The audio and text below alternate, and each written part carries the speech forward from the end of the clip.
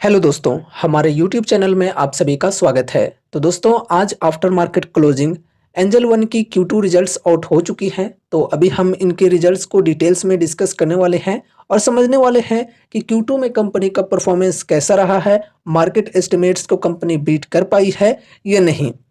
तो चलो स्टार्ट करते हैं। फर्स्ट ऑफ ऑल देखो, ये जो डेटा यहाँ पर दी हुई है ये सभी कंसोलिडेटेड डेटा है और मिलियंस में ये डेटा दिए हुए हैं। तो अभी मैं इन्हें क्रोर्स में कन्वर्ट करके आपके साथ शेयर करने वाला हूँ। तो शुरू करते हैं हम टोटल रिवेन्यू फ्रॉम ऑपरेशंस के साथ में। तो टोटल रिवेन्यू कंपनी ने जनरेट की है इस बार 1514 करोड़ की। अगर हम इसे पिछले क्वार्टर से कंपेयर करें तो पिछले क्वार्टर में कंपनी ने टोटल रिवेन्यू जनरेट की थी 1405 करोड़ की। तो क्वार्टर ऑन क्वार्टर बेसिस पे यहाँ पर अच्छी ग्रोथ हुई है टोटल रिवेन्यू फ्रॉम ऑपरेशंस के सेगमेंट में। अगर हम ईयर ऑन ईयर बेसिस पे बात करें तो ईयर ऑन ईयर बेसिस पे भी अच्छी ग्रोथ हमें देखने को मिल रही है। पिछले साल के Q2 में टोटल रिवेन्यू कंपनी ने जनरेट की थी 1047 करोड़ की, जो कि इस बार बढ़कर 1514 करोड़ पर पहुंच चुकी है। बहुत ही अच्छी बात है। अब देखो, यहाँ पर हम total revenue from operations and other income in दोनों को जोड़ दें तो हो जाता है total income. Total income company की कितनी हुई है इस बार? तो 1515 करोड़ की हुई है। पिछले क्वार्टर की बात करें तो 1410 करोड़ की थी। तो यहाँ पर भी क्वार्टर ऑन क्वार्टर बेसिस पे ग्रोथ है। ईयर ऑन ईयर बेसिस पे बात करें तो पिछले साल Q2 में टोटल इनकम कंपनी ने की थी 1049 करोड़ की। तो यहाँ पर भी ग्रोथ देखने को मिल रही है ईयर ऑन ईयर बेसिस पे। ठीक है, अब यहाँ पर हम टोटल एक्सपेंसेज को डिस्कस करते हैं। तो देखो, टोटल एक्सपेंसेज कंपनी की हुई है इस बार 943 करोड़ की। पिछले क्वार्टर की बात की जाए तो पिछले क्वार्टर में टोटल एक्सपेंसेज कंपनी ने की थी 1013 करोड़ की।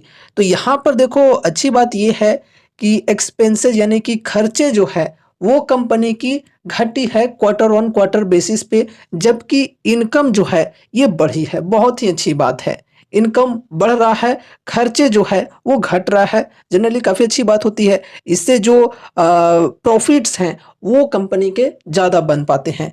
एंड उसके बाद ईयर ऑन ईयर बेसिस पे बात करें तो पिछले साल के Q2 में टोटल एक्सपेंसेस थी कंपनी की 642 करोड़ की। तो ईयर ऑन ईयर बेसिस पे एक्सपेंसेज बढ़े हैं, 943 करोड़ की हो चुकी है टोटल एक्सपेंसेज इस बार की। एंड उसके बाद यहाँ पर हम नेट प्रॉफिट को डिस्कस करते हैं। तो देखो, प्रॉफिट फॉर द पीरियड, तो टोटल प्रॉफिट कंपनी ने की है इस बार 423 करोड़ की। ठीक है, अगर हम इसे कंपेयर करें पिछले क्वार्टर से तो पिछले क्वार्टर में कंपनी ने नेट प्रॉफिट की थी 292 करोड़ की। तो बहुत ही बेहतरीन ग्रोथ हुई है क्वार्टर ऑन क्वार्टर बेसिस पे। 292 करोड़ से बढ़कर 423 करोड़ हो चुकी है कंपनी की net profit quarter on quarter basis पे। ईयर ऑन ईयर बेसिस पे भी डिस्कस करते हैं। तो पिछले साल के Q2 में नेट प्रॉफिट थी कंपनी की 304 करोड़ की। तो ये भी यहाँ पर बढ़ते हुए देखने को मिल रहे हैं अच्छी तरह से। 304 करोड़ से बढ़कर 423 करोड़ हो चुकी है। तो बहुत ही अच्छी बात है। Quarter on quarter and year on year दोनों बेसिस पे नेट प्रॉफिट भी कंपनी की बढ़ी है। एंड उसके बाद यहाँ पर हम EPS को भी डिस्कस करेंगे। तो देखो, EPS कंपनी की रही है इस बार की 46.98 की। एंड अगर हम पिछले क्वार्टर की बात करें तो 32.55 की थी। तो क्वार्टर ऑन क्वार्टर बेसिस पे EPS भी बढ़े हैं। एंड उसके बाद ईयर ऑन ईयर बेसिस पे बात करें तो पिछले साल के Q2 में EPS थी 36.31 की।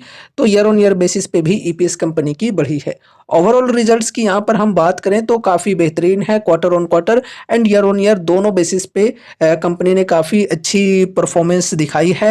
एंड उसके बाद यहाँ पर अगर हम 6 मंथ की डेटा की बात करें तो यहाँ पर भी हमें अच्छी खासी ग्रोथ देखने को मिल रही है। देखो, ये 6 मंथ की डेटा है।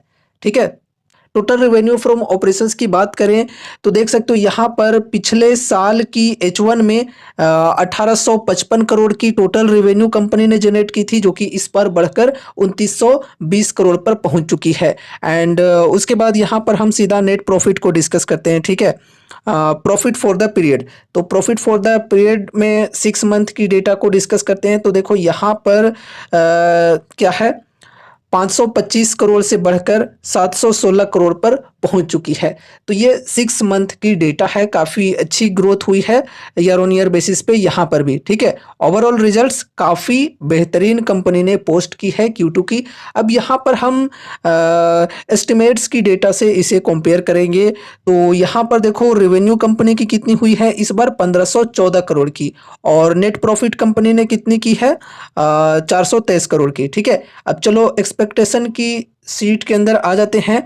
तो देखो दोस्तों, हमने आपके साथ कम्युनिटी टैब पर ये सीट को शेयर भी किया था सुबह में ही, ठीक है। तो इसलिए क्या करता हूँ कि चैनल के साथ कनेक्टेड रहो, वहाँ पर आपको रेगुलरली अपडेट्स मिलते रहते हैं इस प्रकार के। तो यहाँ पर देखो एंजल वन के अंदर एक्सपेक्टेशन ये थी कि रेवेन्यू कंपनी की जो है ये 1208 करोड़ तक आ सकती है, लेकिन एक्चुअल में कंपनी ने रेवेन्यू कितनी लाई है 1514 करोड़ की। बहुत ही बेहतरीन तरीके से एक्सपेक्टेशन को कंपनी ने बीट किया है। एंड उसके बाद यहाँ पर नेट प्रॉफिट की बात करें तो यहाँ पर एक्सपेक्टेशन थी 406 करोड़ के अप्रोक्स, तो यहाँ पर भी एक्सपेक्टेशन को कंपनी ने बीट किया है 423 करोड़ लाकर, ठीक है। तो एक्सपेक्टेशन को कंपनी ने बीट किया है। अब इसका इम्पैक्ट हमें कल के दिन स्टॉक प्राइस के अंदर पॉजिटिव तौर पे देखने को मिल सकता है। चलो टेक्निकल्स को भी थोड़ा डिस्कस कर लेते हैं। देखो दोस्तों, अगर किन्हीं को फाइनेंशियल मार्केट्स की सेक्टर में इंटरेस्ट है तो वो इस कंपनी के ऊपर अपनी स्टडी कर सकते हैं। फंडामेंटल्स अच्छी है कंपनी की, एंड स्टॉक के अंदर करेक्शंस भी अच्छे खासे मिल रहे हैं। लगभग 30-31% तक ये जो स्टॉक है फिलहाल करेक्शन में है, ठीक है। वैसे इससे भी ज़्यादा करेक्शन आ चुकी थी स्टॉक के अंदर, यहाँ पर देखा जाए तो अभी थोड़ी सी रिकवरी देखने को मिली है। और यहाँ पर देखो ये जो ट्रेंड लाइन है इसको ब्रेकआउट भी मिल चुका है, एंड थोड़ी सी यहाँ पर देखो कंसोलिडेशन हो रही है। अब दोस्तों देखो यहाँ पर एक और ट्रेंड लाइन की फॉर्मेशन हुई है जिसको यहाँ पर आज ब्रेकआउट नहीं मिल पाया, ठीक है। देखो प्राइस जो है ये ऊपर साइड में गया तो सही, लेकिन सस्टेन नहीं कर पाया, यहाँ से प्रॉफिट बुकिंग चालू हो गई। और देखो यहाँ पर ट्रेंड लाइन के नीचे क्लोजिंग हुई है 2723 के प्राइस पर, ठीक है। तो कल के दिन इस रिजल्ट का इम्पैक्ट हमें पॉजिटिव तौर पे देखने को मिल सकता है।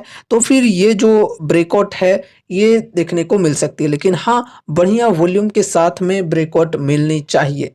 अगर बढ़िया वॉल्यूम होगी तभी प्राइस ऊपर साइड में सस्टेन कर पाएगी, वरना स्टॉक के अंदर तेजी आने के बाद प्रॉफिट बुकिंग भी चालू हो सकती है। तो फिर तेजी की परसेंटेज कम हो सकती है मार्केट क्लोज होते होते, या फिर माइनस में भी क्लोजिंग हो सकती है। तो इसलिए ध्यान में ये रखकर चलना है कि तेजी अगर आती है तो बढ़िया वॉल्यूम के साथ में तेजी आनी चाहिए। तब यहाँ पर हम ये एक्सपेक्ट करके चल सकते हैं कि हाँ अब ट्रेंड यहाँ पर चेंज हो सकता है। बाकी अगर किन्हीं को ब्रेकआउट ट्रेड लेना है तो यहाँ पर इंडिकेशन मिलने के बाद ब्रेकआउट ट्रेड लेकर चल सकते हैं एक स्टॉप लॉस के साथ में, जो कि ट्रेंड लाइन के नीचे की होगी। एंड लॉन्ग टर्म के लिए डिस्काउंट भी यहाँ पर अच्छी खासी अवेलेबल है फर्स्ट एसआईपी के लिए इन्वेस्टमेंट की शुरुआत करने के लिए। बाकी दोस्तों ये ध्यान में रखकर चलना कि ये कोई कॉल टिप या रिकमेंडेशन नहीं है। यहाँ पर जो भी चीज़ें डिस्कस की जाती हैं वो सिर्फ और सिर्फ एजुकेशनल पर्पज से की जाती हैं। इसलिए इस वीडियो को देखने के बाद अगर आपको कुछ भी इंटरेस्ट लगता है तो फिर आपको अपनी भी कुछ स्टडी एनालिसिस करनी है, या फिर अगर आपके फाइनेंशियल एडवाइजर्स हैं तो उनसे एक बार कंसल्ट जरूर से करना है कोई भी डिसीजंस लेने से पहले। तो दोस्तों ये रही हमारी आज की वीडियो एंजल वन स्टॉक से रिलेटेड। उम्मीद है कि इस वीडियो के माध्यम से आपको कुछ यूजफुल इन्फॉर्मेशंस मिलेंगे। तो वीडियो को लाइक करके चैनल को सब्सक्राइब कर देना, और मिलते हैं अगले नए वीडियोज के साथ। तब तक के लिए बाय बाय।